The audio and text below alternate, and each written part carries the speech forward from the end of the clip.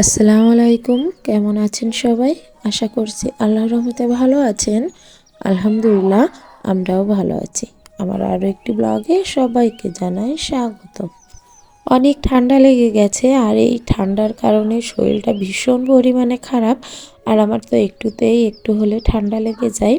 তার উপর এই শীতকালে প্রচণ্ড সাবধানে থাকতে হয়, কিন্তু আমি ভুলেই গেছিলাম যে সাবধানে থাকতে হবে। যে এই পরিমাণে কাপড় চোপড় কাচা, আবার সেই পরিমাণে এই ঠান্ডা ট্যাঙ্কির পানি দিয়ে ধোয়াধুয়ি কাপড় কাচা, তারপর বাসন মাজা, অনেকে পানির কাজ করে ফেলেছি। তো সেই কারণে নিজের অবস্থা অনেকটাই খারাপ।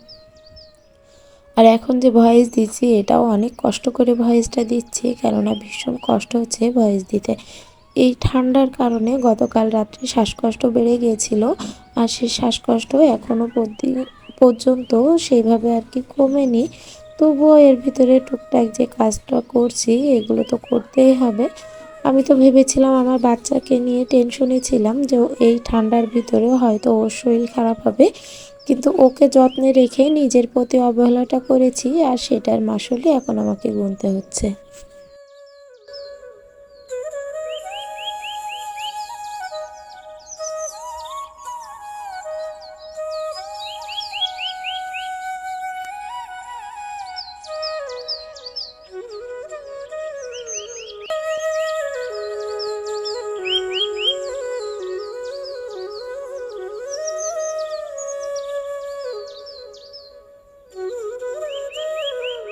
রান্নাঘরটা একটু হালকা করে পরিষ্কার করে নিচ্ছি, কেননা যে ভীম দিয়ে যদি ডলতে যায় এখন আবার, তারপরেও তো অনেকটা পানি ছানা হবে। তো সেই কারণে ভাবলাম না, এগুলো একটু শুকনা কাপড় দিয়ে মুছে নিই। আর ওগুলো মোছামুছি কমপ্লিট করে তারপর হচ্ছে এই যে এর ভিতরে একটু বিরিয়ানির মশলা, তারপর চাট মশলা যেগুলো আমার দরকার ফুরিয়ে গেছে কোটা থেকে, তো সেগুলো একটু করে ঢেলে নিচ্ছি। নিয়ে এই জায়গাটা একটু ভালো করে মুছে নিচ্ছি। তবে পানি ছেনবো না বলা ভুল, মানে আমাদের মতো গৃহিণীদের তো প্রত্যেকটা কাজেই পানি পানি ব্যতীত কোনো কাজই হয় না। তো দেখুন, এই সেলফের উপরটা ভালো করে ভীম দিয়ে ডলে ঘষে তারপর এটা পরিষ্কার করে নিচ্ছি।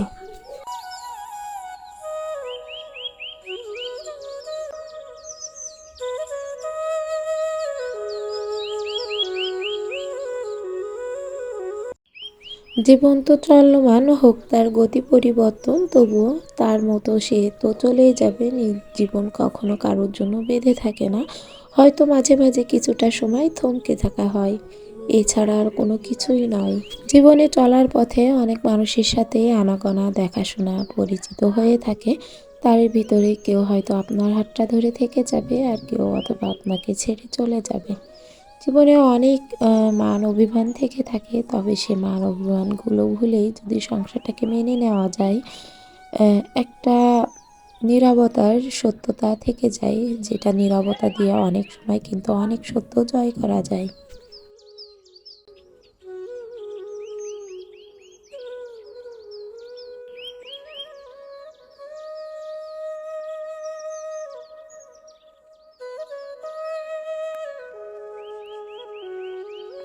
অসুস্থতার সময় হয়তো নিজের পরিবারের কথা সব থেকে বেশি মনে পড়ে। আমার পরিবার বলতে তেমন কেউই নাই, একমাত্র আমার পরিবার, আমার হাজব্যান্ড, আমার ভাই, আমার সন্তান। তো তারা যে আমাকে দেখবে সেটারও কোনো পরিস্থিতি নাই। যতই হোক, উঠতে উঠতে অথবা মরতে মরতে হলেও আমাকে আমার কাজগুলো করতেই হবে। সেটা আমি যতটা অসুস্থই হই না কেন অথবা সুস্থই হই না কেন, পুরোটা আমাকে দেখতে হয়। আজ রান্না করছি প্যারিস মুরগির চামড়া। তো প্যারিস মুরগিটা হচ্ছে, এই চামড়াগুলো আলাদা করে রেখে দিয়েছিলাম। চামড়া, ডিম, পা, তো এগুলো আলাদা করে ভুনা করে খাওয়ার টেস্টই অন্যরকম হয়, আর মাংস রান্না করার স্বাদ তো অন্যরকম হয়। তো আমার বাসায় এটা খুবই পছন্দ করে, বিশেষ করে আমার শাশুড়ি খুব পছন্দ করে এটা। তো উনি তো বাসায় এখন আসবেন না, তো সেই কারণে ভাবলাম যে এটা হচ্ছে আর বেশি দিন রাখবো না, তো রান্না করে নিলাম। আর এটা কিন্তু আমার মেয়ের ভীষণ পছন্দের একটা খাবার। আমার মেয়ে এটা পেলে তো ভীষণ খুশি হয়, সবসময় হচ্ছে এটা বসে বসে ওকে বাটিতে দেওয়া হবে, আরও নিজে নিজে একদম খেয়ে নিবে। সকালের দিকে রুটি তৈরি করেছিলাম, তো রুটি দিয়ে এই মাংস দিয়ে খেতে কিন্তু ভীষণ ভালো লাগে। তো এই রুটি দিয়েছি, মেয়েকে একটু হচ্ছে মুরগির চামড়া দিয়েছি, আর এইদিকে একটু গুঁড়ো দিয়েছি। ও যখন যেটা ভালো লাগবে ও তখন সেটা দিয়েই খাবে। আর ওর হচ্ছে নিজে নিজে খাওয়াটা যদি হয়ে যায় সেটাতেই আমি খুব নিশ্চিন্ত। তো সকালে ছাদে একটু চলে আসছি খাওয়া দাওয়ার পর, যেহেতু একটু ঠান্ডা ঠান্ডা লাগছে তো রোদে আসলাম। তো রোদে এসে এখানে লাউ গাছগুলো দেখছিলাম যে কেমন হচ্ছে জালি পড়েছে। তো জালিটাও অনেক পড়েছে এখানে, কিন্তু লাউ দাঁড়াচ্ছে না। এই লাউ দাঁড়ানোর জন্য যে কি করব, গত বছরও হচ্ছে লাউ গাছ উঠেছিল, অনেক সুন্দর হয়েছিল, জালিও পড়েছিল অনেক, কিন্তু লাউগুলো মরে গিয়েছিল, মানে ছোট ছোট লাউগুলো নষ্ট হয়ে গিয়েছিল। তো এটা তো বাসার তৈরি, মানে বাসার জন্য আছে লাগানো, তো ওটা বিষ স্প্রে করা আমার মতে ঠিক নয়। তো সে কারণে বিষ স্প্রে বাদেই যেটা হবে সেটা দেখা যাবে। তো সন্ধ্যার দিকে একটু পিঠা তৈরি করছিলাম, যেহেতু শীতের সিজন।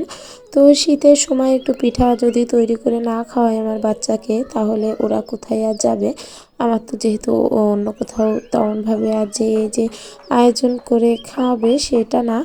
আর ওরা একটু বাসায় তৈরি করলেই বা ক্ষতি কী, যেটা বাইরে যে খাই সেটা তো খাই, আর আমি একটু বাসায় এটা ওটা তৈরি করে দিই ওদেরকে। তো সে কারণে ভাবলাম ওদের জন্য একটু পিঠা তৈরি করি। তো এই পিঠাটার নাম হচ্ছে দুধ পুলি পিঠা। তো অনেকে পুলি পিঠার ভিতরে নারকেলের পুর টুর দিয়ে তৈরি করে, তবে আমি নারকেলের পুর দেয়নি, আমার বাসায় নারকেল নাই। আর এটা আপনারা দেখলেই বুঝতে পারবেন পিঠাটা কোন ধরনের হচ্ছে। আর এই পিঠাটা খেতে কিন্তু ভীষণ মজা লাগে, কিছুটা বিস্কিটের মতো লাগে। এটা ডিম এবং লবণ দিয়ে আমি আগে আটাটা খামির করে নিয়েছি। আটা অথবা ময়দা আপনারা যেটাই দিবেন, দিয়ে ডিম দিয়ে একটা ডিম পুরোপুরি ভেঙে এভাবে একটা ডো তৈরি করে নিয়েছি। হ্যাঁ, অবশ্যই এটার ভিতর সামান্য একটু চাউলের গুঁড়া আর বেকিং সোডা দিবেন, তাহলে জিনিসটা আরও ভালো হবে। তো এই জায়গায় এবার আস্তে আস্তে আমি গোল গোল করে একটা ডো করে নিচ্ছি। তো এটা আপনারা বেলেও করতে পারেন, আবার আমার মতো হাতে চাপ দিয়েও করতে পারেন। তো এটা আমি আলতো হাতে চাপ দিয়ে তারপর আমি আমার মনের মতো একটা শেপ দিয়ে নিচ্ছি, যে কোনো ডিজাইন আপনারা করে নিতে পারেন। তো এভাবে করে তারপর এটা পুরো পিঠাটা আমি তৈরি করে নিলাম, একটু ফুলের আকৃতি দিলাম এটা, আর একটা করবো একটা পাতার আকৃতি দিয়ে দিব।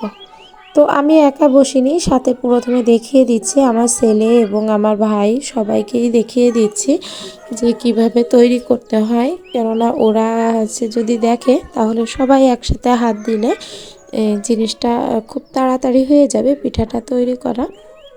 তো এই হচ্ছে পিঠাটা ভালো করে এভাবে করে যত সুন্দর করে আপনি ডিজাইন করতে পারবেন তত কিন্তু দেখতে ভালো হবে। আর পিঠাটা একটু শিরার ভিতরে ভিজাবো, দুধ, খেজুরের গুড় আর একটু সামান্য ফল দেব, মানে এলাচ ফল দেব একটু ঘ্রাণের জন্য। সব কিছু দিয়ে দুধটা আগে ভালো করে বলক দিয়ে নিব।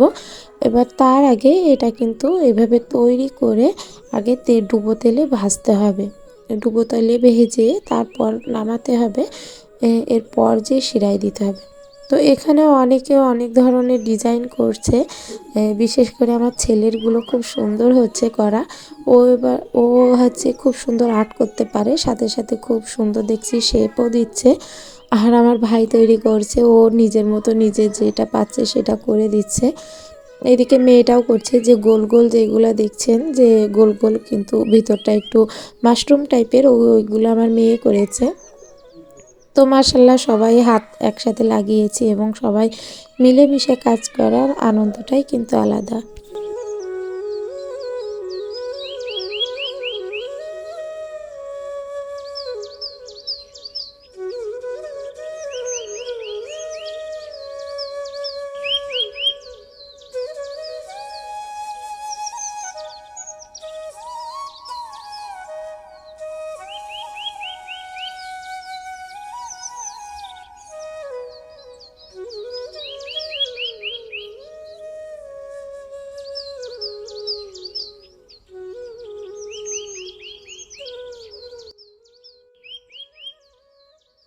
পিঠাগুলো আমি হালকা তাপে ভেজে নিচ্ছি যাতে পুড়ে না যায়, আবার এপিঠ ওপিঠ মানে একটু বেশি লালচে বর্ণ না হয়ে যায়, কেননা পুড়ে গেলে খেতে ভালো লাগবে না।